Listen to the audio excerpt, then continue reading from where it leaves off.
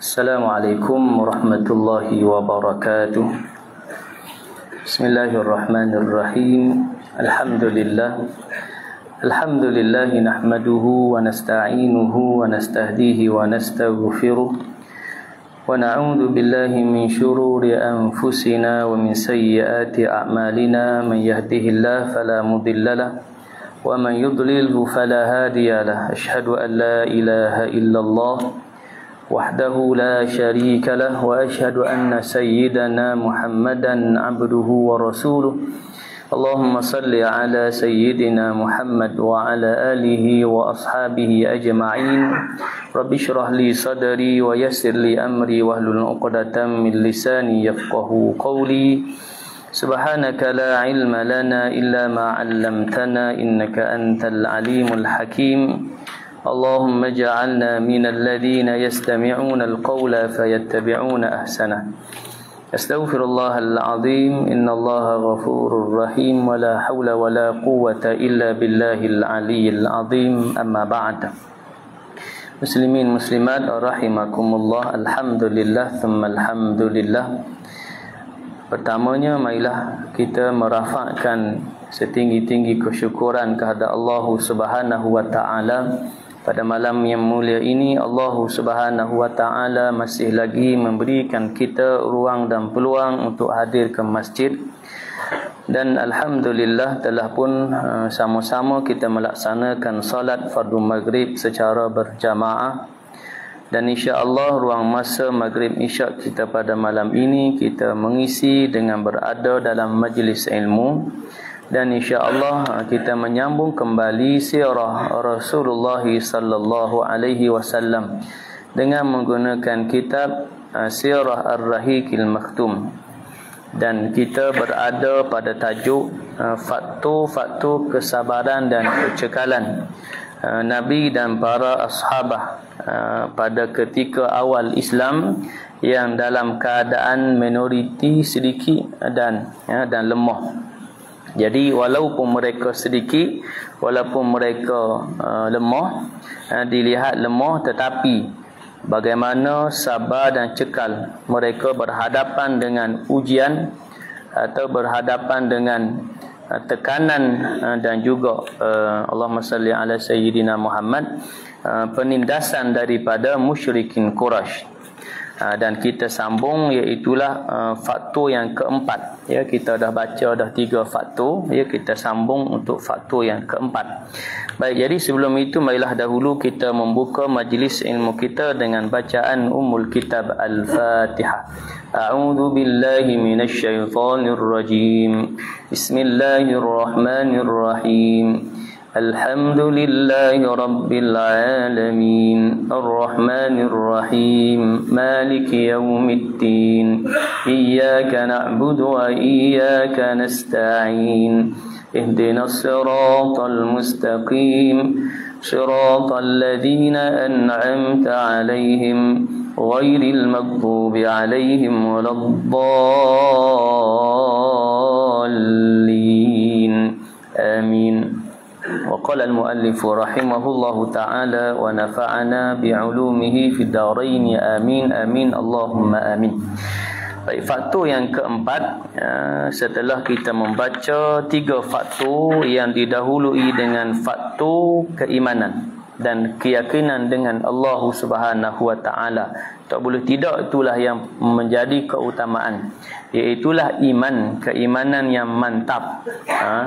Maknanya tidak ada berbelah bahagi, ya, maknanya kerana benar-benar beriman kepada Allah Subhanahu wa taala, walau apa yang badai yang datang sekalipun, tetap iman tu tak goyah walaupun ditindas, dizalimi, atau walaupun sehingga terkorban atau sehingga terbunuh, ya, seperti mana Allahumma salli ala sayyidina Muhammad, Yasir dan juga isterinya Sumayyah, yang mana disiksa sehingga Allahumma salli ala sayyidina Muhammad dibunuh, maka mereka tergolong dalam golongan syuhadaullah. Maka begitulah yang dilihat faktor utamanya keimanan. Kemudian faktor yang kedua, pimpinan yang menarik hati-hati kepadanya, iaitulah faktor kepimpinan Rasulullah sallallahu alaihi wasallam. Manakala yang ketiga, faktor perasaan tanggungjawab atau asy'ur bil mas'uliyah, tanggungjawab terhadap Allahumma salli ala sayyidina Muhammad sebagai seorang Islam. Sebagai seorang Islam yang beriman, bertanggungjawab untuk menyebarkan Islam, untuk menyuruh kepada perkara ma'ruf dan mencegah daripada kemungkaran. Manakala yang keempat yang kita nak baca ni, iaitulah kepercayaan dengan hari akhirat. Kita percaya dengan hari akhirat, iaitulah tempat yang akan kita kembali, tempat kita kembali. Yang pastinya di sana yang kita yakin bahawa tempat yang kekal, khalidina fiha, kekal. Yang kita hidup hari ini hanyalah sementara. Sementara masih lagi Allah Subhanahu wa taala kurniakan kepada kita nikmat kehidupan. Allah Subhanahu wa taala masih lagi kurniakan kepada kita nyawa. Sehingga satu saat nanti Allah cabut roh daripada jasad kita. Yang dikatakan Allah cabut nyawa itulah melalui malaikat Israel. Maka cabut nyawa. Maka bila nyawa itu tercabut atau roh itu tercabut daripada jasad, maka seseorang itu berpindah daripada alam dunia ke alam barzah. Maka bila ke alam barzah, maka alam barzah itu pastinya lebih lamalah duduk di alam barzah. Dan selepas itu panjanglah perjalanan dia. Maka bila berlakunya kiamat, bila mana malaikat Israfil meniup sangkakala, maka semua makhluk Allah Subhanahu wa taala akan binasa. Seperti mana firman Allah, kullu man 'alaiha fan wa yabqa wajhu rabbika dzul jalali wal ikram. Kullu man 'alaiha fan, setiap sesuatu akan binasa, akan hancur, akan mati, akan binasa. Kalau yang hidup, yang bernyawa akan mati.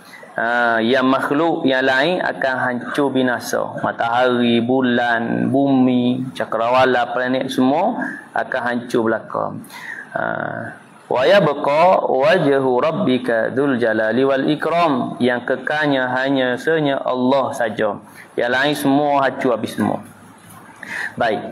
Maka tu nak sebut hal keadaan seseorang yang benar-benar beriman kepada hari akhirat. Maka dia sedar bahawa kehidupan di dunia ini hanyalah sementara. Kalau di dunia ini diuji, maka ujian itu hanya sementara, tidak lama. Walaupun kita berasa lama, seperti mana boleh jadi saudara kita di Palestin yang ditindas, dizalimi oleh Zionis Yahudi laknatullah, puluhan tahun dah, hampir dah nak dekat dengan 100 tahun dah. Dijajah oleh Zionis Yahudi laknatullah. Hal keadaan sebenarnya adalah pendek saja bila dinisbahkan dengan nanti di hari akhirat. Kerana hari akhirat itu nisbah dia sehari akhirat 1000 tahun dunia.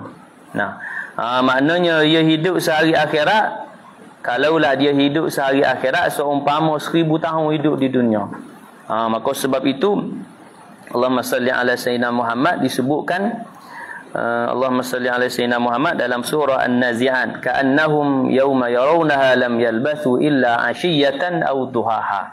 Bahawa sungguhnya nanti pada hari akhirat, hari akhirat nu nanti, ka'annahum yawma yarawnaha lam yalbathu illa 'ashiyatan aw duhaha. Tidaklah dia merasakan kehidupan di dunia ini dulu nu dibandingkan dengan hari akhirat nu asyiyatan, sebentar Mana ia hidup di dunia sepanjang 60 tahun, 80 tahun, asyiyatan, sebentar saja di akhirat. Au duha, atau sepagi saja.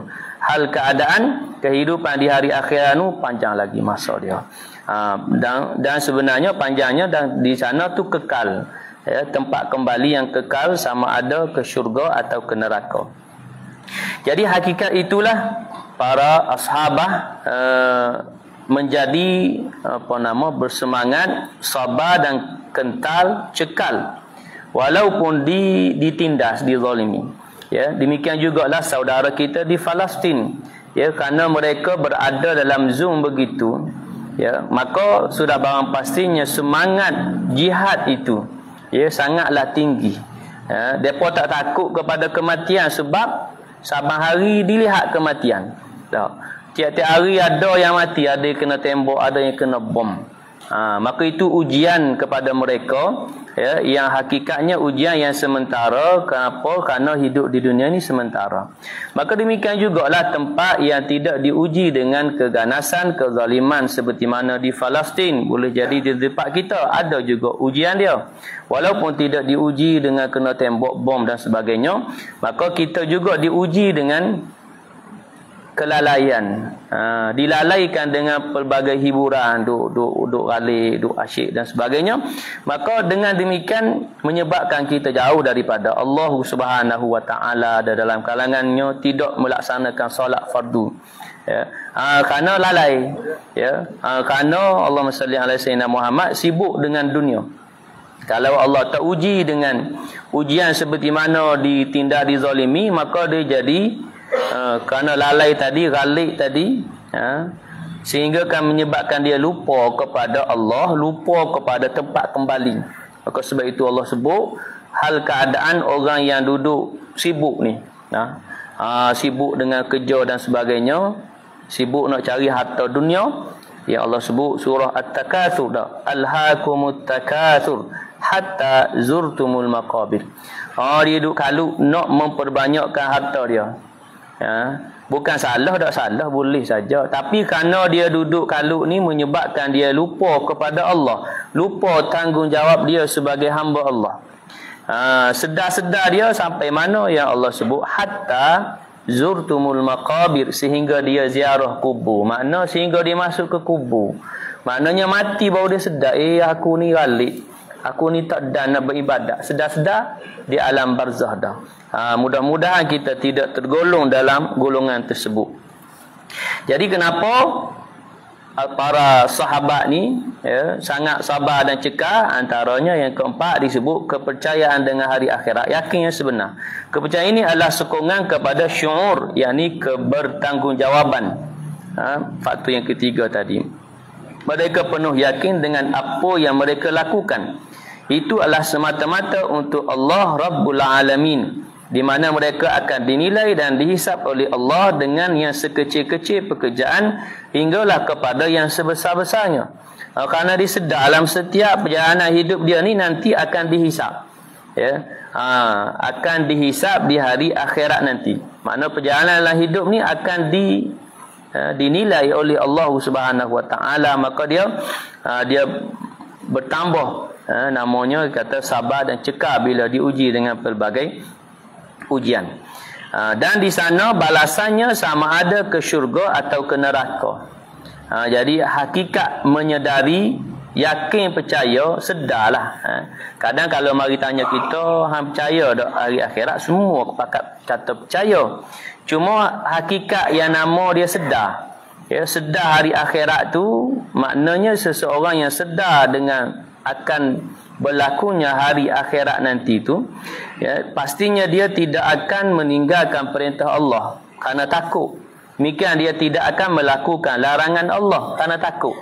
Ya, kerana takut dalam dia melakukan perkara-perkara yang Allah larang, Allah cabut nyawa dia. Wal'iyadzubillah.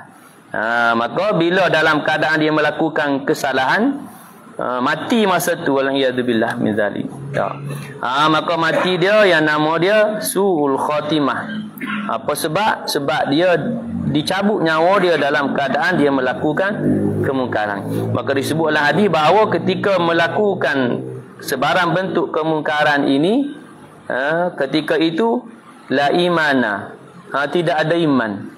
Sebab apa? Itu sebab dia berani melakukan perkara yang dilarang. Maka disebut la imana hina yazni, tidak ada iman ketika mana dia berzina. Sebab orang yang beriman dia akan takut, untuk melakukan zina, kerana dia sedar bila dia melakukan zina, dia melakukan kesalahan yang mengakibatkan mendapat siksaan daripada Allah Subhanahu wa taala. Maka hakikat yang nama dia para ashabah ni, dia sedar ya akan hari akhirat, akan balasannya ya. Bila melakukan kebaikan akan mendapat ganjaran pahala, bila melakukan kemungkaran mendapat azab siksaan. Maka dua benda ni akan menjadikan apa tu yang nama dia pendinding diri dia daripada melakukan perkara yang dilarang oleh Allah Subhanahu wa taala. Baik. Maka mereka menghabiskan usia mereka di antara ketakutan dan harapan, mengharapkan rahmat Allah dan takut dengan azab sengsaranya. Khauf ar-raja, takut dengan siksa, mengharapkan rahmat, keredaan, pengampunan daripada Allah. Pernah golongan sahabat ini sebagai satu kisah, memberi sedekah dengan apa yang dikurniakan kepada mereka, sedang hati-hati mereka berdegup ketakutan dengan sedekah itu. Dalam buat kebaikan ni, sedekah ni mana baiklah dah, amal lah kan? Kalau tidak diterima, ni yang kata khauf. Mana dalam nak buat kebaikan dia main khauf war raja, mari takut Allah tak terima, tapi hadir ar-raja maknanya mengharapkan agar Allah terima. Ia kena main begitu supaya kita tidak berasa hebatlah ya. Kita berasa takut kalau kita duduk bersedekah, duit banyak, ada harta banyak, kita duduk bagi sedekah, dia takut main perasaan ujub kagum dengan kelebihan yang Allah beri kepada kita. Karena di sana dah berapa kisah, contoh yang kita lihat, berapa ada orang yang dia berasa dia kaya, maka dia mempertikaikan ibadah, umpamanya solat sunat, yang Nabi sebut khairum minad dunya wa ma fiha. Kelebihan solat sunat fajar ni sebelum subuh ni adalah khairum minad dunya, lebih baik daripada dunia wa ma fiha, dan segala isinya. Sehingga kan kata gimana orang yang solat sunat ni dah kaya ke belum? Nampak? Tu sebagai menggambarkan ya bahawa Allahumma salli ala sayyidina Muhammad, dikhawatiri atas kekayaan tadi. Bila kaya lupa kepada Allah, sehingga merasakan kekayaan itu hanya milik dia, hanya Allah Muhammad usaha dia sendiri. Maka sebab itu kaya pun ujian, miskin semetelah lah. Kita pun dia maklum bahawa miskin ni susah. Bila kata susah nak hidup, maka ujian. Bila kaya kadang kita tak berasa ia ujian, tetapi hakikatnya dia adalah juga merupakan ujian. Sejauh mana kita bersyukur dengan kekayaan yang Allah beri kepada kita, dan syukur dengan kekayaan tadi itu, bila kewajipan zakat keluar zakat, demikian juga sedekah dan sebagainya. Baik. Maka seterusnya mereka memang mengenali dunia ini sama ada azabnya atau kesenangannya tak lebih daripada sebelah sayap nyamuk. Maknanya kecil lah.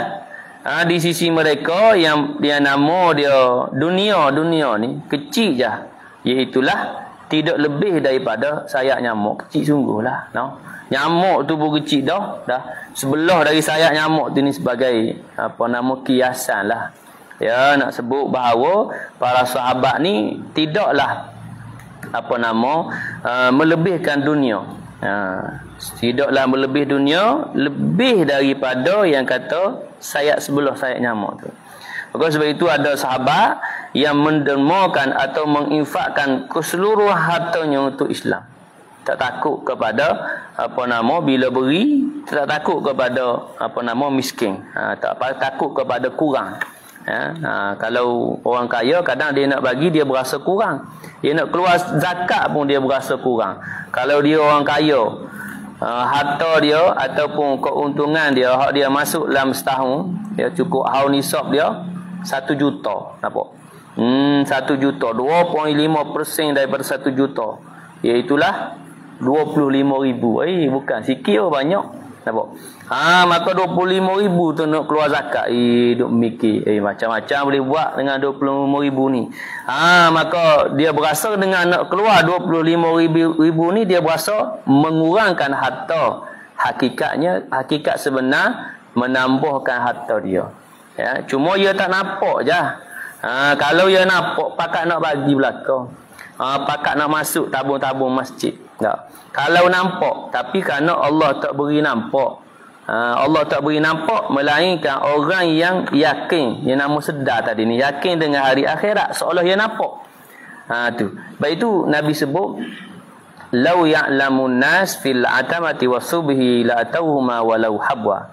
Kalaulah manusia tahu akan kelebihan solat isyak dan subuh berjamaah, maka dia akan mendatangi juga. Dia akan mai juga untuk berjamaah di masjid kah, di surau kah, walaupun dia mai dalam keadaan merangkak sekalipun. Tak boleh jalan ni. Hanya boleh merangkak, tapi kerana tahu akan kelebihan melaksanakan solat subuh, isyak dan subuh berjamaah di masjid ni, kerana dia tahu walaupun dia hanya boleh merangkak, dia merangkak juga. Tu nak sebut lau ya'lamun nas. Dan lagi mana? Lau ya'lamun nas fi saffil awal.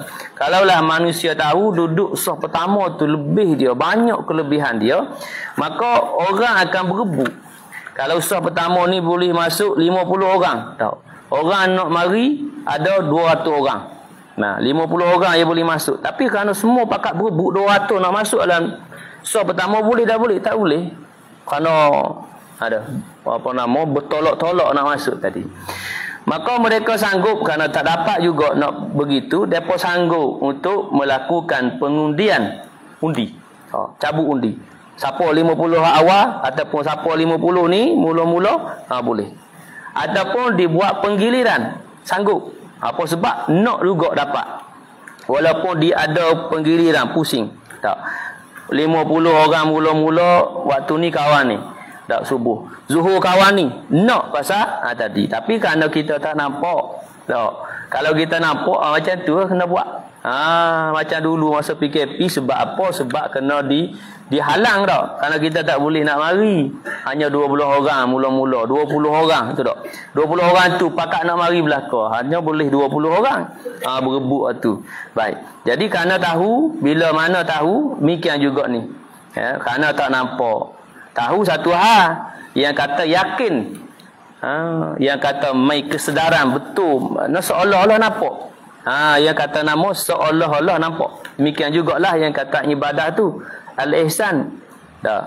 Al-ihsan an ta'budallah ka'annaka tarahu. Ni yang nama dia. Kamu beribadah kepada Allah seolah-olah kamu melihat Allah. Ini nama seolah-olah, ka'annaka tarahu.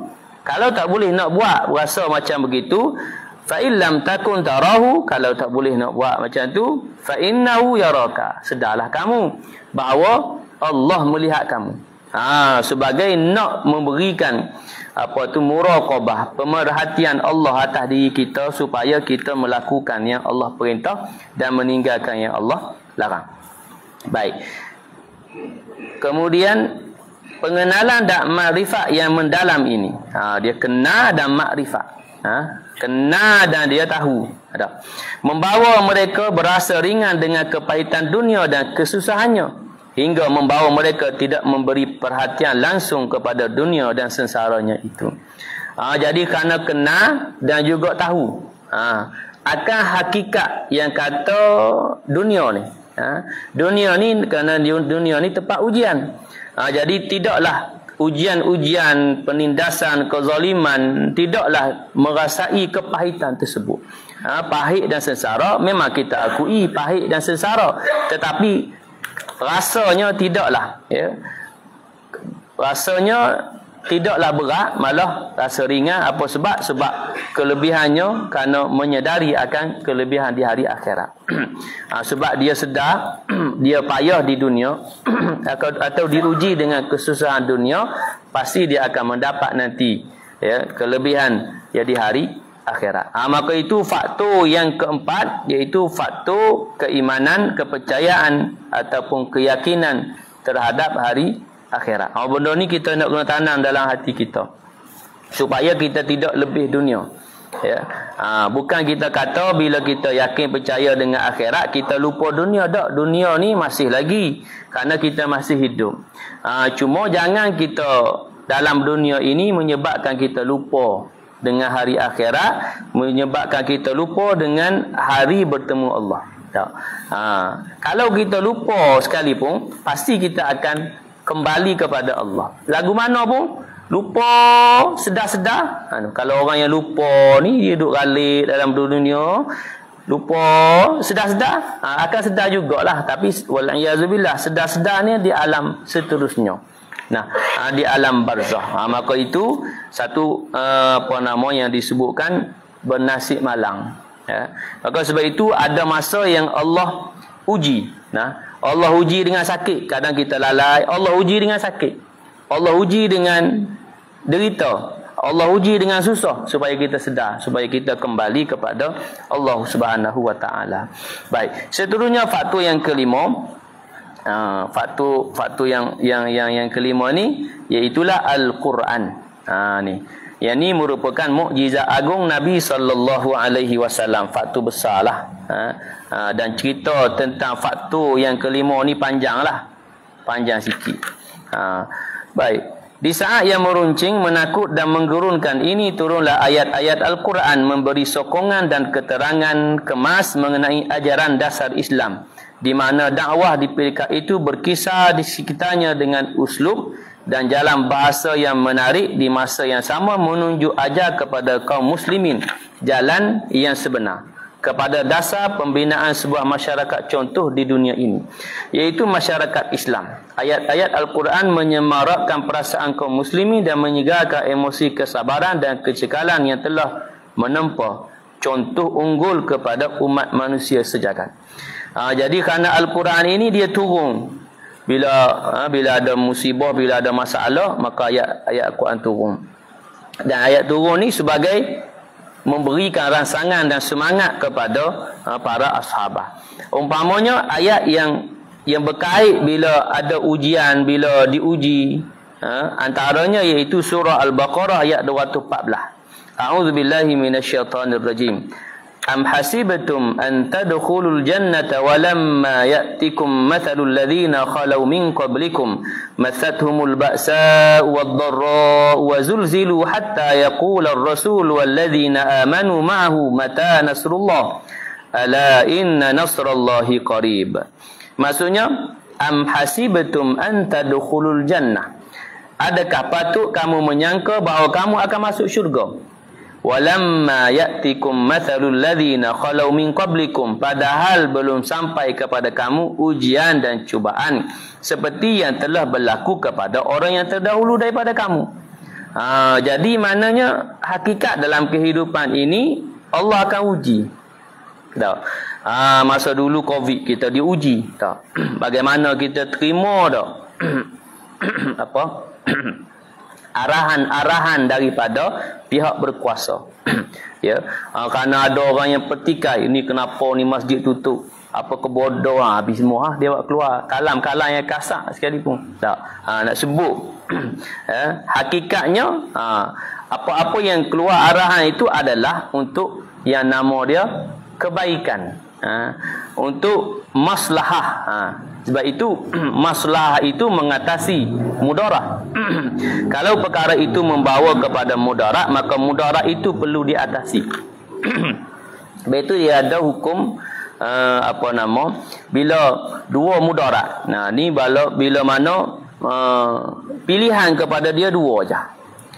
Dua aja. Dua-dua mudarat. Kalau ada tiga, yang ketiga ada kebaikan, ada manfaat, kena pilih ada manfaat, kena tolak mudarat. Yang ni dua-dua mudarat. Nampak? Maknanya kalau tutup masjid mudarat jugalah. Ada pasal tempat orang berjemaah apa semua. Kalau hadir mudarat juga pasal Covid dulu. Tak. Maka akan mudah tersebarnya Covid tu. Ya. Dulu hak mula-mula yang tersebar di masjid juga dah. Masjid Seri Petaling hak mula, hak teruk mula tu. Jadi ulama ataupun kita katakan jawatan kuasa fatwa tu dia tengok belakang tu. Ya. kita ni kadang kerana media sosial ni, netizen lebih hebat lagi daripada mufti. Ni kata kerana ilmu tu bukan dilihat dari sudut emosi, dari sudut Allahumma salli ala Muhammad. Bukan hukum itu dia boleh dipakai menurut emosi. Dia ada jalan dia. Maka disebut kalaulah dua-dua mudarat, ia kena pilih antara mudarat A dan mudarat B. Nampak? Maka bagaimana nak memilih mudarat ni? Maka kena kenal pasti mana mudarat yang paling ringan. Akhfud dararain. Makna bila ada dua mudarat di depan kita, dua mudarat, maka ia kena dikaji dulu dua mudarat ni. Mana yang lebih ringan mudarat? Nampak? Kalau A lebih ringan, maka ambil yang A. Maka demikianlah dalam nak berbuat satu keputusan, bila mai mudarat ni, maka dua-dua mudarat, tapi bagaimana dalam penentuan mana yang paling ringan, maka itu kita serah kepada yang Allahumma salli ala sayyidina, ia bertanggungjawab. Kita siapa? Kita ilmu pun sikit tak. Tu muslimin hadirin yang dirahmati Allah. Maka ujian yang datang kepada kita pelbagailah, sehingga Allah sebut dalam Al-Quran, wala nabluwannakum bi syai'in minal khaufi wal ju'i wa naqsin minal amwali wal anfusi wath thamarat wa basyiris sabirin alladhina idza asabatuhum musibatun qalu inna lillahi wa inna ilaihi raji'un. Dan bahawa sesungguhnya pasti kami akan menguji kamu dengan sesuatu. Ini Allah sebut. Macam-macam lah. Tidak sama. Orang ni dengan begini, orang ni begini. Orang ni boleh jadi dengan anak. Orang ni boleh jadi dengan pasangan dia. Orang ni boleh jadi mertua. Macam-macam dalam kehidupan. Maka itu ujian yang Allah nak uji, nak menguji keimanan, tahap kesabaran dan tahap keimanan dia. Bisyai'in dengan sesuatu, tak kira boleh jadi A begini, B begini, C begini, tak sama. Boleh jadi A teruk, B ringan, maka itu semua dengan kehendak Allah Subhanahu wa taala. Maka Allah sebut bisyai'in minal khauf, dengan perasaan takut. Wal ju', lapang dahaga. Wa naqsim minal amwal, sedikit harta, yang kata miskin tadi. Wa naqsim minal amwali wal anfus, dengan hilang nyawa. Hilang atau mati orang yang kita sayang. Wassamarat, kurang daripada hak boleh kita nak makan. Maka datang seterusnya yang Allah sebut orang yang sabar. Wa basyiris sabirin, dan khabarlah berita gembira kepada orang yang sabar. Alladzina idza asabatuhum musibah, apabila mereka ditimpa ujian musibah daripada Allah, apa kalam mereka? Qalu inna lillahi wa inna ilaihi raji'un, sesungguhnya kami daripada Allah dan kelak kami akan kembali kepada Allah. Inilah yang kata wa inna ilaihi raji'un. Lagu mana pun kita dalam dunia duk galik leka, seolah macam tak mau kepada mati, seolah berasa macam tak mati. Tapi akhir mati juga. Pasal Allah sebut kullu nafsin za'iqatul maut, setiap yang bernyawa pasti akan merasai mati, cuma tak tahu bila lah. Kematian yang menjemput kita, kita tak tahu bila. Maka bila tak tahu bila kematian menjemput kita, maka sudah sewajarnya untuk kita membuat persiapan. Itulah persiapan. Sebab itu sahabat tanya bila mata sa'ah, bila berlakunya kiamat. Maka Nabi jawab mudah je. Nabi jawab, apa persediaan kamu bila berlakunya kiamat? Maknanya kerana kita tak tahu bila kiamat, kita tahu bila kita mati, maka apa yang paling utama adalah persediaan dan persiapan kita. Kerana tak tahu bila. Boleh jadi esok, boleh jadi minggu depan, boleh jadi bulan depan, boleh jadi tahun depan. Tak tahu. Kerana kita tak tahu bila kita akan kembali kepada Allah. Kerana itu, maka kita perbanyakkanlah amal soleh sebagai bekalan untuk kita bertemu dengan Allah. Maka disebutkan, sambung ayat tadi, masathumul ba'sa wad-dharra wa zulzilu hatta yaqula rasulul ladzina amanu ma'ahu mata nasrullah. Mereka telah ditimpa kepapaan, yakni kemusnahan harta benda dan serangan penyakit. Serangan penyakit pun juga ujian, macam Covid dulu. Serta digoncangkan oleh ancaman bahaya musuh, sehingga berkata mereka yang beriman dengannya, bilakah datangnya pertolongan Allah? Mata nasrullah. Umpamanya saudara kita di Palestin berpuluh tahun ditindak, dizalimi. Boleh jadi keluar mata nasrullah, bilakah nak datangnya pertolongan Allah? Maka dijawab mudah, ala inna nasrallahi qarib, sesungguhnya pertolongan Allah itu dekat. asalkan kamu bersabar dan berpegang teguh kepada agama Allah. Ya. Boleh jadi pada kita berasa lama, tetapi sebenarnya pendek saja di sisi Allah. Ya. Cuma tunggu tika dan saatnya nanti datang ialah pertolongan Allah Subhanahu wa taala ya kepada saudara-saudara kita yang dizalimi, ditindas. Maka sebab itu perbanyakkanlah kita berdoa ya kepada Allah agar Allah berikan pertolongan kepada saudara kita. Baik, jadi kita beri laluan kepada azan fardu isyak dulu.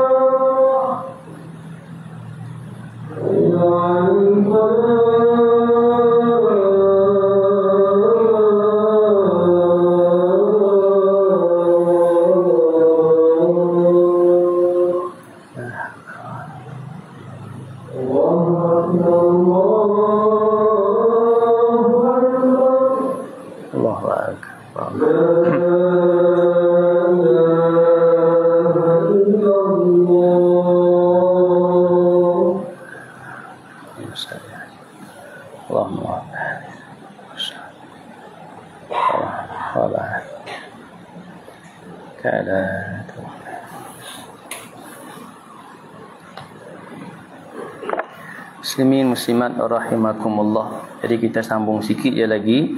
Baik, seterusnya datang ayat dari suratul Ankabut ayat 1 hingga 3. Juga menjelaskan berkaitan dengan apakah patut manusia menyangka bahawa mereka akan dibiarkan dengan hanya berkata kami beriman sedang mereka tidak diuji.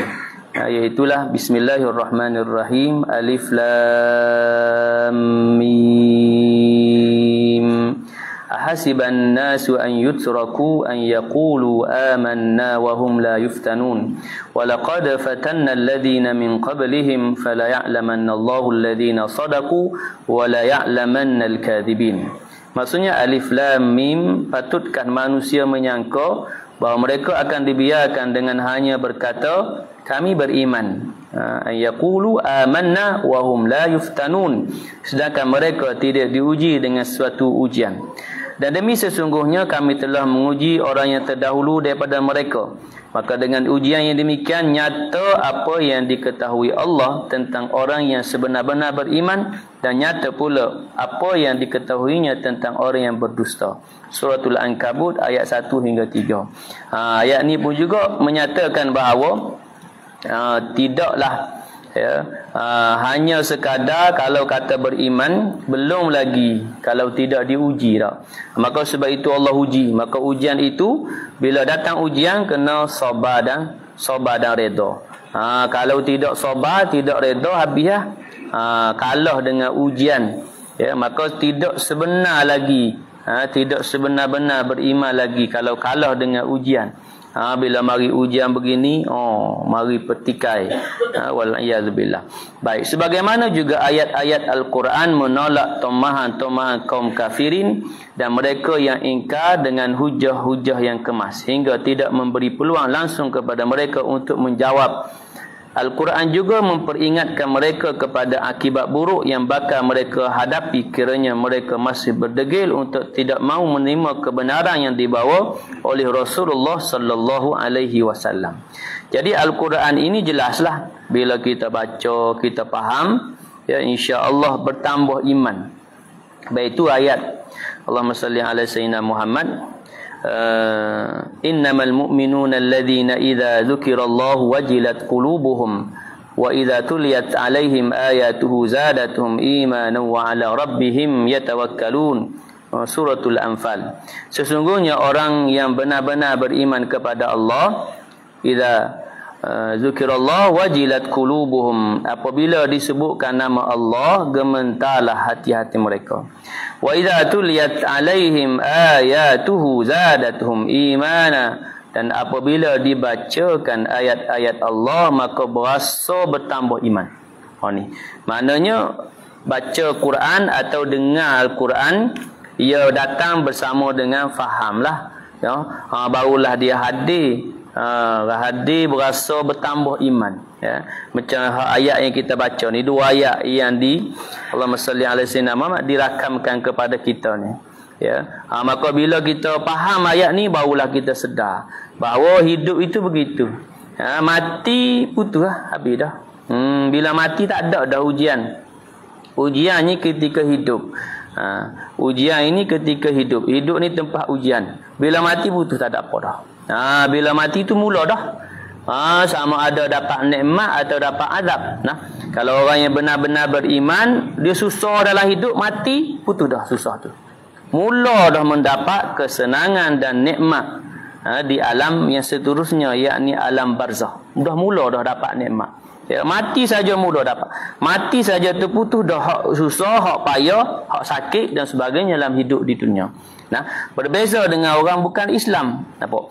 Orang bukan Islam boleh jadi dalam hidup dunia dia senang, dia semuanya apa kita nak sebut, senangnya, lenangnya semua. Maka mati saja habis dah, putus dah segala nikmat dia habis. Mula dia mendapat azab. Maka sebab itu disebut dalam kitab Ziarah ke Alam Kubur karangan Al-Imam Jalaluddin As-Suyuti. Disebutkan kalaulah sekiranya dilihat kepada orang bukan Islam saat kematian nampak mudah. Mudah nampak mati dia.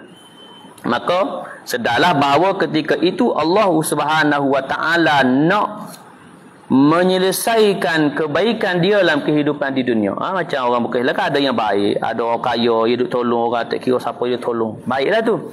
Kebaikan itu orang bukan Islam ini, kebaikan dia Allah terus balas dah dalam kebaikan dalam kehidupan di dunia. Hak baik dia Allah balas dah. Baik itu kalau dia kaya baik, maka Allah tambah dengan kekayaan Allah beri dah. Kerana keadilan Allah. Pasal dia buat baik, Allah balas dah. Sehinggalah saat kematian masih ada lagi kebaikan dia yang Allah tidak balas, Allah tidak beri lagi. Maka saat kematian itu Allah ringankan saat sakarat sebagai membalas segala kebaikan dia. Mati saja mula ia mendapat azab daripada Allah Subhanahu wa taala. Maka berbeza pula orang Islam. Sebab itu kita tidak boleh nak buat perbandingan Islam dengan bukan Islam. Tak. Umpamanya kita kata pasal apa orang bukan Islam ni kaya belaka nombor 1 sampai 10 semua depa belaka. Tak. Pasal tadi, orang Islam tengok duk susah apa semua. Susah itu sebagai ujian yang Allah nak gantikan dengan ganjaran pahala di sisinya, atau Allah nak hapus dosa-dosa dia. Maka demikianlah yang kita saat sakarat tu nampak macam susah bagi orang Islam, kerana Allah Subhanahu wa taala nak menghapuskan dosa-dosa dia ketika dia hidup. Allah uji dengan sakit sebelum mati tak. Maka sakit yang Allah uji sebelum mati itu adalah sebagai Allah nak bersih dosa-dosa dia. Maka itu hakikat dalam kehidupan, ya, bagi orang Islam tu kita tak boleh buat perbandingan dan perbezaan dengan bukan Islam. Atas sisi apa? Atas sisi i'tiqad, keimanan itu sendiri. Muslimin hadirin yang dirahmati Allah. Maka kalau nak sebut ayat-ayat Quran ni sudah pastinya banyak ayat yang menjelaskan tentang berita gembira yang disebutkan tadi, iaitu dari sudut yang lain akan membawa kaum muslimin di satu alam yang lain, membawa mereka melihat dan menikmati pandangan alam semesta, keindahan ciptaan ilahi, kesempurnaan sifat ketuhanan, kesan-kesan kasih belas Allah dan jemaah kesayangan Allah yang mereka nostalgiakan kepadanya, yang tidak dihalang oleh mana-mana pendinding. Jadi kerana ayat-ayat ni mai dengan pelbagai basyiran, berita gembira, wa nadhiran, dan mempertakut atau memperingatkan supaya kita buat perkara yang Allah perintah, manakala kita meninggalkan yang Allah larang. Maka itu Al-Quran yang disebut sebagai faktor yang kelima, faktor kesabaran dan kecekalan para sahabat, ya, dalam berdakwah, walaupun ditindas, walaupun dizalimi, walaupun disakiti. Umpamanya Sayyiduna Bilal bin Rabah, disiksa tu begitu dahsyat dah. Cuma tak sampai ajar saja lagi dah. Maka walaupun disiksa dengan begitu dahsyat tu, tetap lagi keimanannya kepada Allah, sehingga Sayyiduna Bilal sebut Ahad yang Maha Esa. Yang Maha Esa apa sebab sebut Ahad? Kerana diperintahkan untuk dia meninggalkan Islam. Maknanya menduakan Allah. Maknanya kembali menyembah berhala, yakni menduakan Allah. Maka dia kekal dalam lafaznya Ahad, yang Maha Esa, yang Maha Esa, sebagai nak menyatakan ketauhidan, keimanan dia hanya kepada Allah Subhanahu wa taala. Muslimin muslimat rahimakumullah. Maka itu demikian dua faktor yang sempat kita baca. Masih ada lagi satu faktor lagi, ya, dalam kitab yang kita buka ni, satu faktor lagi, panjanglah juga faktor ni, iaitu berita kejayaan atau berita gembira kepada orang yang benar-benar beriman kepada Allah. Jadi faktor yang keenam ini insya-Allah kita sambung pula lah, ya, pada pertemuan yang akan datang. Faktor yang keenam ni sekali baca pula pasal saya panjang, ada 3, 4, 5 muka surat panjang. Faktor ni baru 2 muka surat, 4 dan 5. Jadi yang keenam ni insya-Allah kita akan baca. Ini adalah merupakan faktor-faktor yang besar. Di samping lagi faktor-faktor yang lain banyaklah sebenarnya faktornya, cuma ulama mari susun, mari himpun faktor utama. Ya, kenapa para sahabat begitu sabar dan cekal walaupun ditindas, dizalimi. Demikianlah seperti mana saudara kita di Palestin, semenanjung Gaza.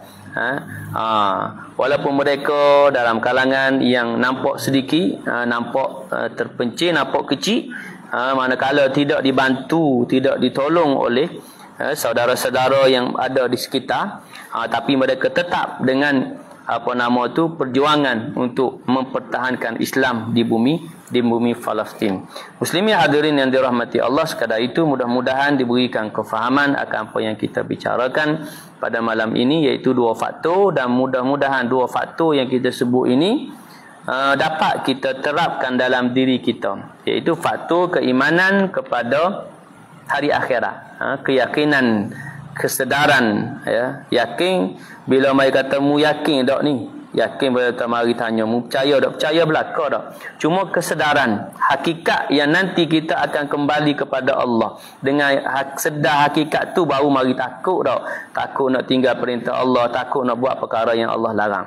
Kemudian yang kelima iaitu faktor Al-Quran. Maka sebab itu kita nak kena mendalami Al-Quran, ya, dimulai dengan bacaannya, kemudian diambil kefahaman daripada ayat-ayat Al-Quran agar bertambah iman, ya. Maka kerana ini faktor yang kelima, ya, kerana masyarakat Arab depa faham dah Al-Quran, Tak, bila baca mereka faham. Hatta mari musyrikin Quraisy sekalipun bila baca Al-Quran mereka sebenarnya tertarik kepada ayat Quran kerana gaya bahasanya begitu indah. Cuma kita kerana tak faham. Tak, kerana bila tak faham kita tidak dapat menghayatinya. Baik itu Al-Quran ini yang terbaiknya dipahami kerana dengan demikian dapatlah kita menghayati daripada Al-Quran. Mudah-mudahan insya-Allah. Amin Allahumma amin. Sekadar itu dan mudahan beroleh manfaat dan ganjaran di sisi Allah Subhanahu wa taala. A'udzu billahi minasyaitonir rajim. Bismillahirrahmanirrahim. Alhamdulillahirabbil alamin. Wassalatu wassalamu ala asyrafil anbiya'i wal mursalin wa ala alihi wa sahbihi ajma'in. اللهم فقهنا في الدين وعلمنا التأويل واهدنا صراطك المستقيم اللهم اجعل جمعنا هذا جمعا مرحوما وتفرقنا من بعده تفرقا معصوما ولا تجعل اللهم فينا ولا معنا ولا من يتبعنا شقيا ولا مطرودا ولا محروما ربنا عليك توكلنا وإليك أنبنا وإليك المصير ربنا آتنا في الدنيا حسنة وفي الآخرة حسنة وقنا عذاب النار وصلى الله على سيدنا محمد وعلى آله وصحبه وبارك وسلم والحمد لله رب العالمين سبحانك اللهم بحمدك أشهد أن لا إله إلا أنت أستغفرك وأتوب إليك بسم الله الرحمن الرحيم والعصر إن الإنسان لفي خسر إلا الذين آمنوا وعملوا الصالحات وتواصوا بالحق وتواصوا بالصبر وبالله التوفيق والهداية السلام عليكم ورحمة الله وبركاته